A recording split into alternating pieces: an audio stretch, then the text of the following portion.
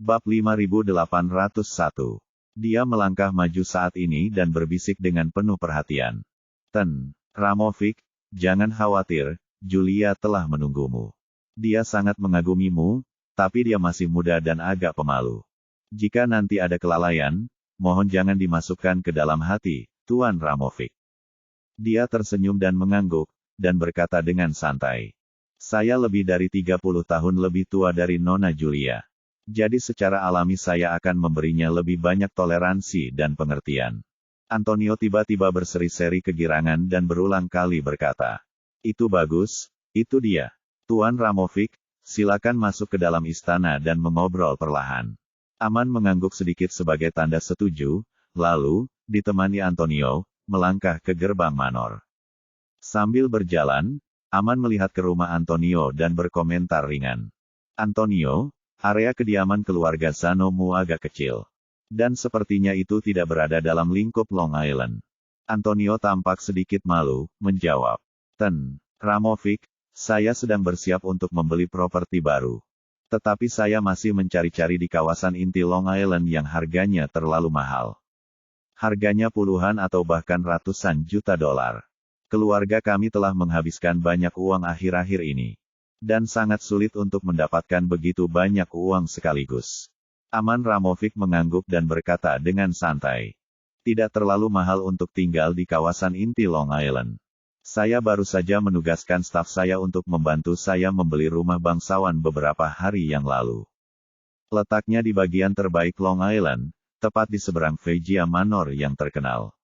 Saya membelinya untuk pernikahan saya.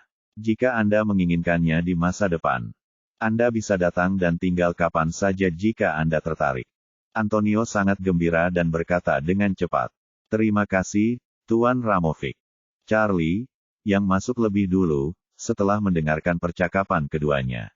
Memandang sosok superior Aman Ramovic dari kejauhan. Dia tidak bisa menahan tawa.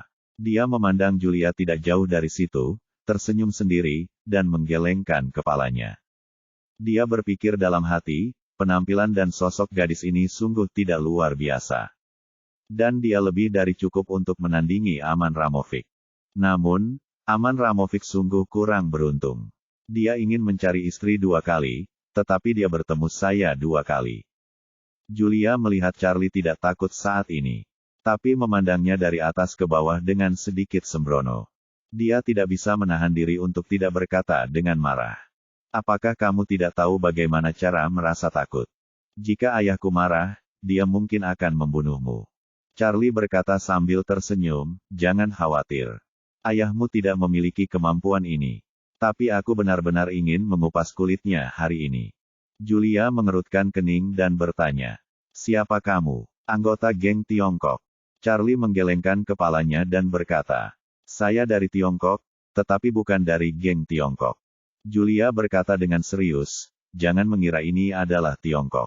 Di sini, selama ayahku mengucapkan sepatah kata pun, anak buahnya akan menangkapmu. Tembak kamu untuknya. Bahkan jika kamu mati, dia tidak akan memikul tanggung jawab sama sekali. Saya tidak khawatir. Pada dasarnya, orang mati di tangannya setiap bulan.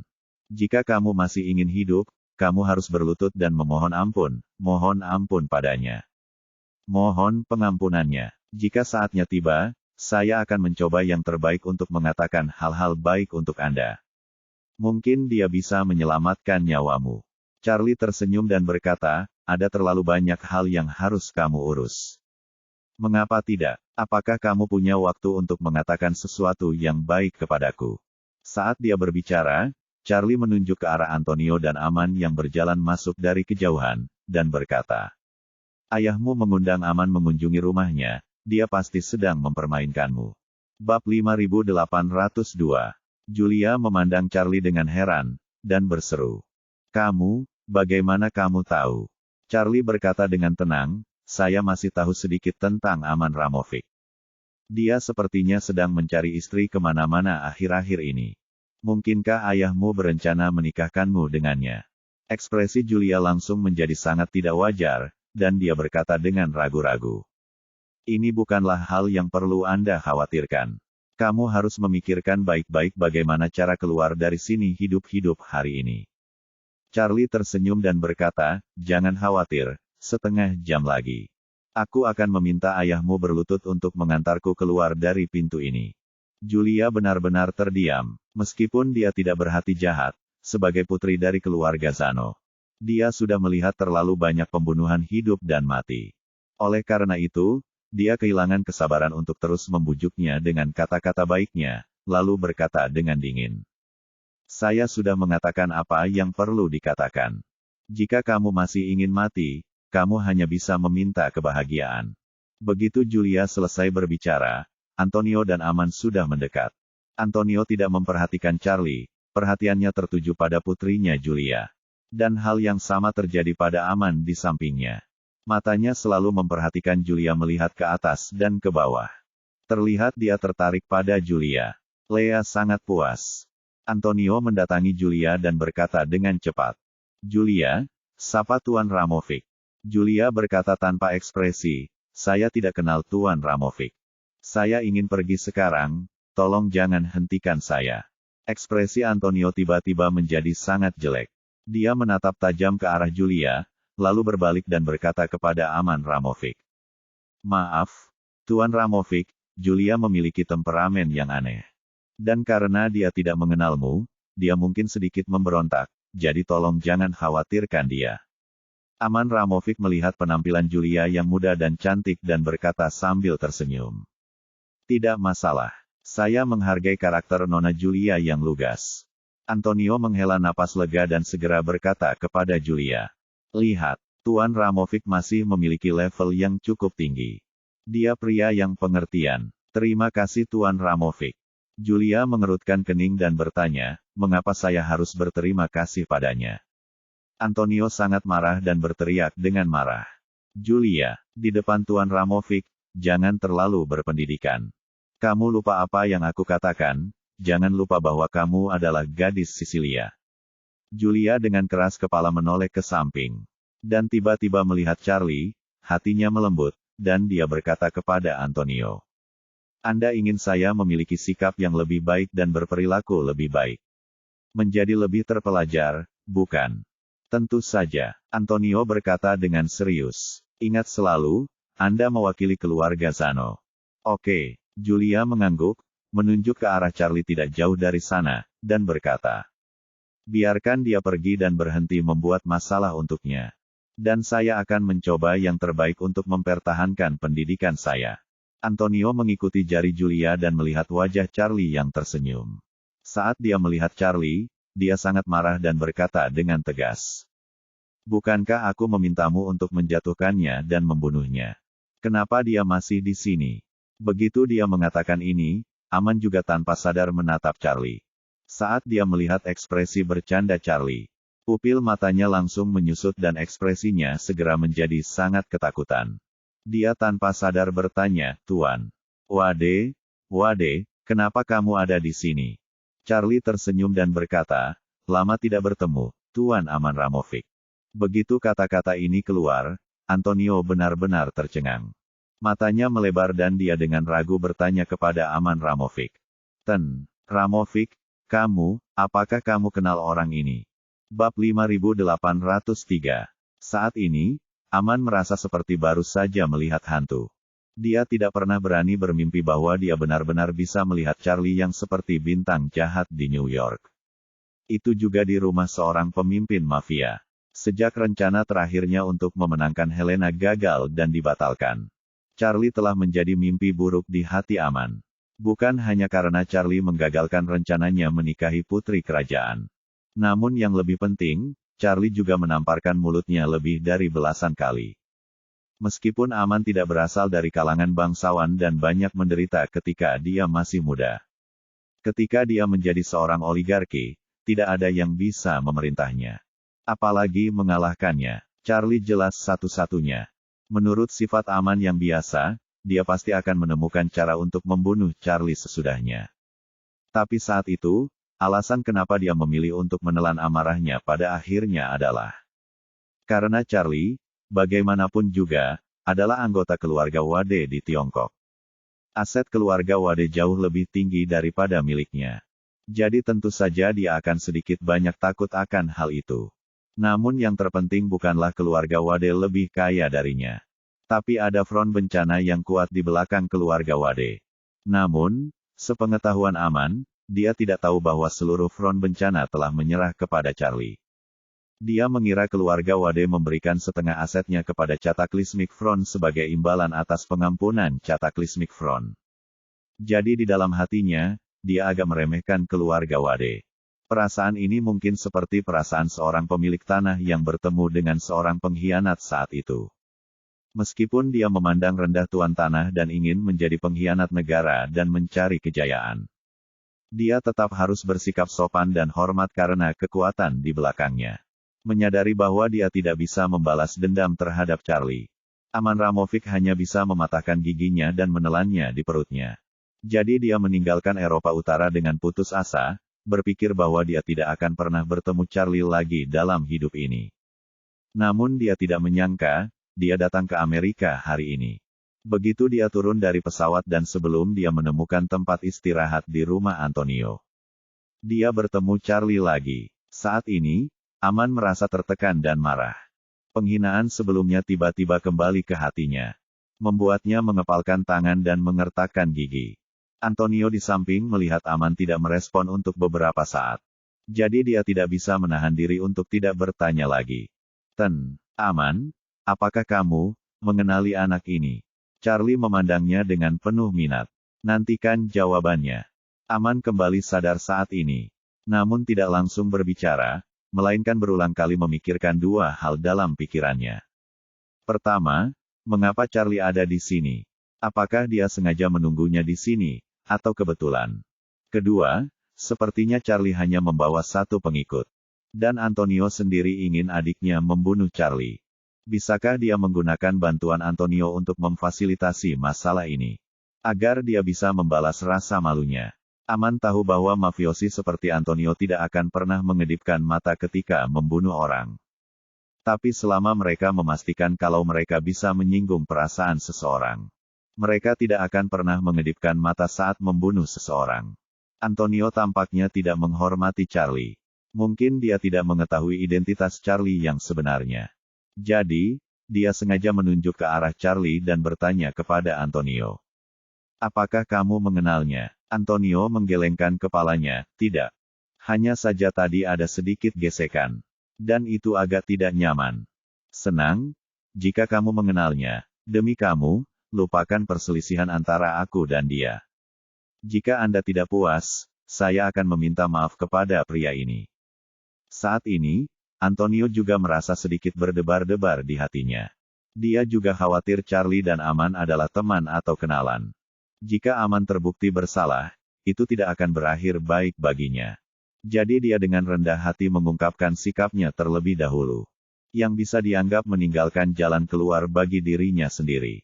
Bab 5804. Ketika Aman mendengar ini, dia tiba-tiba mendapat ide di dalam hatinya dan berpikir. Saya tidak pernah mengira Charlie dan Antonio benar-benar bisa bertarung. Ini adalah rumah Antonio, rumah mutlak Antonio. Seluruh istana, dan istana tidak tahu berapa banyak pembunuh mafia yang menyergap di dekatnya. Tapi Charlie dan partainya sepertinya hanya terdiri dari dua orang. Dalam hal ini, selama Antonio memberi perintah. Bagaimana jika Charlie bisa bertarung lagi? Dia tidak akan dipukuli oleh para pembunuh ini seperti sarang lebah. Mengenai apakah Cataclysmic Front akan membalas dendam pada Antonio setelah Charlie meninggal? Apa hubungannya denganku? Bagaimanapun, saya tidak membunuh orang itu, saya juga tidak mendorong Anthony untuk membunuhnya. Front Cataclysmic tidak bisa memikirkannya. Saat Julia kehilangan ayahnya, dia mungkin menjadi rapuh dan membutuhkan kenyamanan. Dan saya bisa memanfaatkannya dan mendapatkan kembali keindahannya. Kalau saja Julia bisa mendengarkan. Jika dia membiarkan saya mengendalikan, saya juga dapat mendukungnya dan membiarkan dia mengambil alih posisi ayahnya untuk mengendalikan seluruh mafia New York. Pada saat itu, bukankah mafia New York akan sama dengan angkatan bersenjata pribadi saya? Dengan pemikiran yang satu ini, Aman Ramovic berusaha keras menahan kegembiraan di hatinya. menunjuk ke arah Charlie, dan berkata kepada Antonio tanpa ekspresi. Saya tidak kenal orang ini. Jika Anda memiliki dendam pribadi, Anda dapat menyelesaikannya sendiri. Dia sengaja mengangguk ke arah Antonio dan berkata sambil tersenyum. Antonio, kudengar kalian orang yang tegas dan lugas dalam melakukan sesuatu dan tidak pernah malu-malu. Hari ini hanyalah kesempatan untuk membuka mata saya. Sejujurnya, saya sudah berpikir sebelum datang ke sini. Saya ingin memperkuat kerjasama ekonomi dengan Anda. Tetapi itu semua tergantung pada apakah Anda benar-benar berani dan berpengetahuan. Meskipun Antonio adalah bos besar, dia tidak bodoh. Begitu dia mendengar kata-kata ini, dia tahu apa yang sedang dilakukan Aman, dan dia diam-diam berpikir. Kata-kata orang ini tidak jelas dan tidak berdasar. Sialan, bukankah niatmu sebenarnya hanya membiarkan aku membunuh seseorang agar kamu melihatnya? Apakah menurutmu kami tidak akan berani membunuh dengan tangan kami sendiri ketika mereka sudah dewasa? Kalau begitu aku akan melakukannya untukmu hari ini.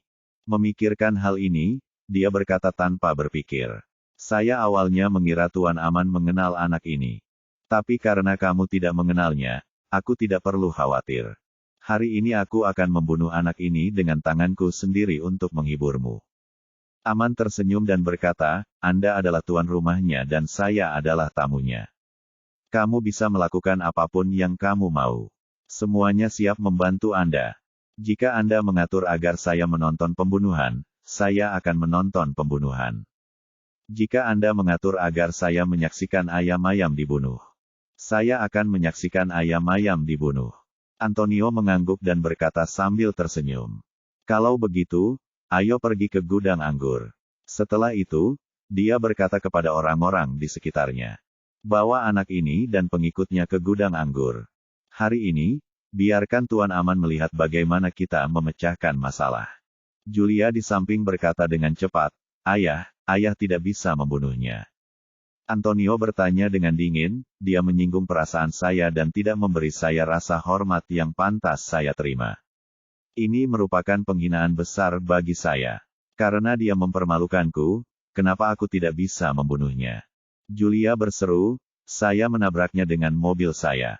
Saya berhutang banyak padanya di hati saya. Lagi pula, kejadian ini semua disebabkan olehku. Jika aku tidak kabur secara diam-diam, dia tidak akan jatuh ke tanganmu. Jika kamu membunuhnya, aku tidak akan pernah bisa memaafkan diriku sendiri dalam hidup ini.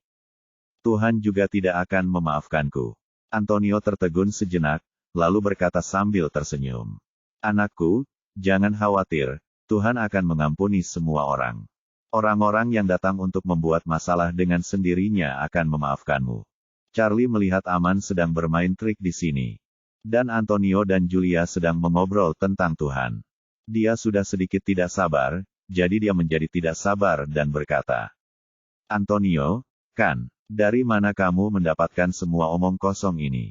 Katakan padaku, di mana gudang anggur yang kamu bicarakan? Aku akan menemuimu di sana. Bab 5805. Antonio tercengang. Dia tidak bisa melihat dengan jelas gerakan Charlie sekarang. Dia hanya merasakan peluru ditembakkan di depan matanya. Charlie masih menatapnya dengan senyuman di wajahnya. Yang lain terlalu terkejut untuk berbicara saat ini, dan Aman bahkan lebih tercengang. Dia terus menatap Charlie, jelas tidak melihat Charlie bergerak. Tapi terasa kepala Charlie kabur. Kenapa dia tiba-tiba tidak terluka? Kali ini, Charlie memandang Antonio yang tercengang dan berkata sambil tersenyum. Keterampilan menembakmu juga tidak bagus. Sialan. Antonio tidak peduli memikirkannya dan segera menarik pelatupnya ke arah kepala Charlie. Dengan keras, hal aneh yang sama terjadi lagi. Charlie benar-benar menghindari pelurunya lagi. Rahang Antonio ternganga karena terkejut, dan dia bergumam. Kamu, bagaimana kamu melakukannya? Charlie dengan sinis berkata, ini kungfu, dasar patung pasir. Setelah itu, dia tiba-tiba mengerahkan kekuatan dengan kedua tangannya, dan ketiga borgol itu langsung hancur berkeping-keping oleh energi spiritual. Pecahan logam itu sepertinya memiliki mata. Dengan kecepatan tinggi dan kekuatan besar, mereka dengan cepat melakukan penetrasi ke kepala 8 anak buah Antonio. Dalam satu gerakan, kedelapan anak buah Antonio tertembak di kepala. Melihat 8 anak buahnya tergeletak di tanah dalam sekejap, dengan darah mengalir ke seluruh lantai. Antonio mengira dia telah melihat hantu, dan sangat ketakutan sehingga dia berbalik dan lari. Namun saat ini kakinya menjadi lemah karena ketakutan yang luar biasa. Jadi dia tidak bisa bergerak sama sekali. Dia seperti ini, begitu pula Aman. Dia menatap Charlie dengan tercengang, dan terus berkata pada dirinya sendiri. Saya pasti sedang bermimpi, saya pasti sedang bermimpi. Jordan dan Julia juga tertegun lama, tidak percaya dengan apa yang mereka lihat. Kali ini, Charlie mengulurkan tangan dan mengambil pistol Beretta dari tangan Antonio, mengarahkannya ke kepalanya, dan bertanya sambil tersenyum. Kamu suka menodongkan senjata ke kepala orang lain, bukan? Antonio sangat ketakutan sehingga dia bergumam dengan sangat panik. Tidak, tidak. Melihat situasi ini, Aman dengan cepat dan diam-diam ingin mundur.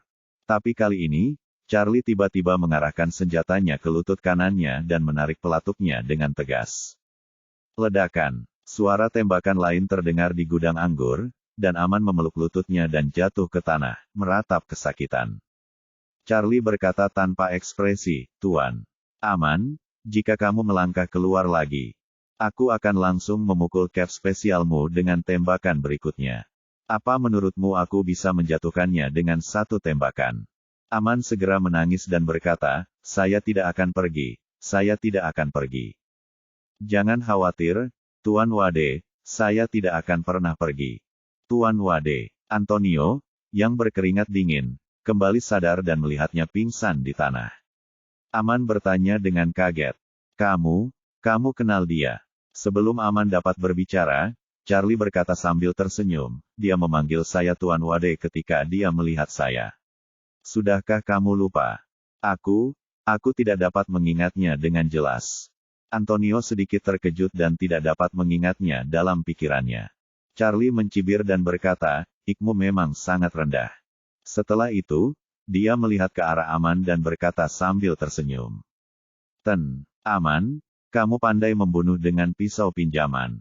Tapi kamu tidak terlalu alami untuk membayangkan bahwa kamu bisa menggunakan pisau yang membunuh ayam untuk membunuh naga. Aman berkata dengan ketakutan, Tuan Wade, saya tidak bermaksud seperti itu. Charlie melambaikan tangannya, juga sebelum Anda check out, saya akan membayar Tuan Sano dulu.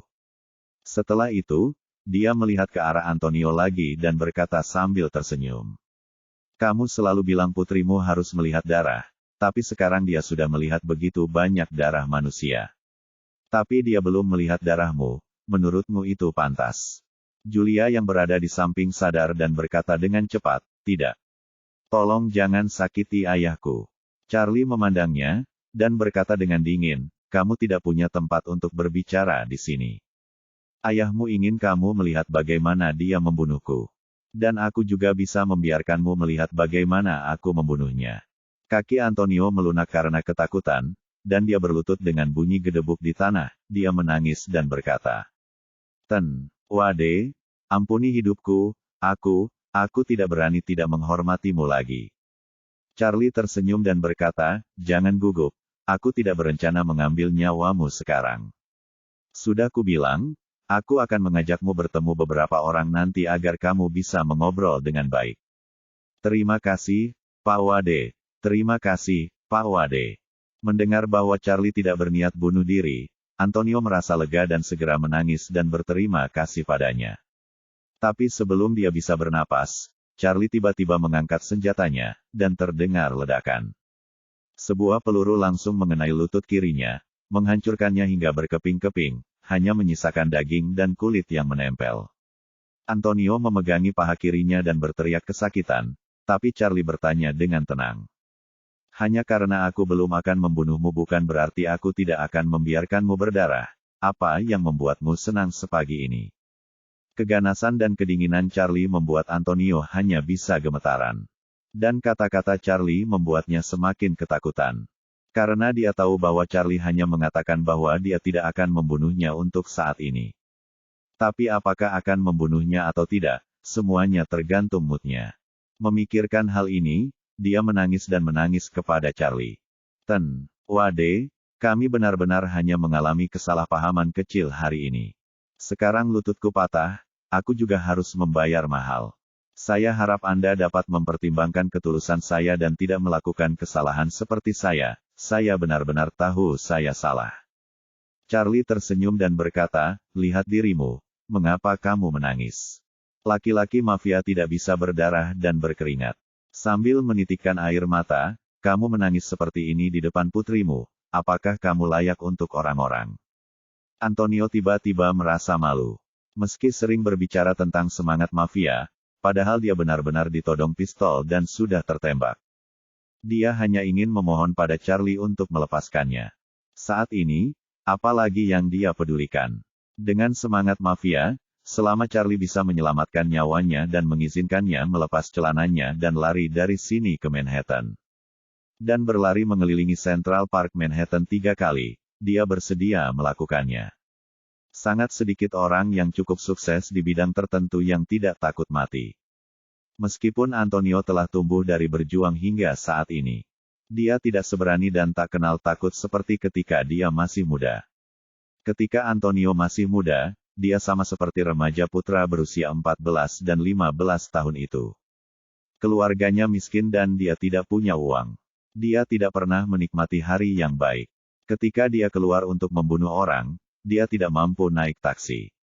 Garis miring terbalik. Naik bus dengan parang di punggung Anda, dan Anda harus menghindari ongkos saat naik bus. Orang seperti ini bahkan tidak mengerti arti hidup. Dia hanya bisa naik bus untuk membunuh orang selagi masih hidup. Setelah meninggal, dia masih bisa terbaring di ambulans, jadi meski ada pisau yang mengenai dahinya, dia tidak takut. Namun Antonio telah meretasnya selangkah demi selangkah hingga saat ini. Ketika dia sudah menjadi bos mafia terbesar di New York, dia paling takut mati. Keberaniannya hanya akan terlihat ketika ia benar-benar menumpas lawannya. Misalnya, 10 menit yang lalu, ketika dia merasa Charlie hanyalah seekor semut dan dia bisa menghancurkannya sampai mati sesuka hati, dia sama sekali tidak takut. Namun, ketika dia berada dalam posisi yang sangat dirugikan dan kemungkinan besar akan kehilangan nyawanya, keberaniannya telah lama hilang tanpa jejak. Untuk bertahan hidup dan mengurangi penderitaan, Antonio hanya bisa menangis dan berkata, Wade, jika Anda masih belum puas, saya bersedia memberi kompensasi kepada Anda $5 juta AS. Itu adalah isyarat kecil.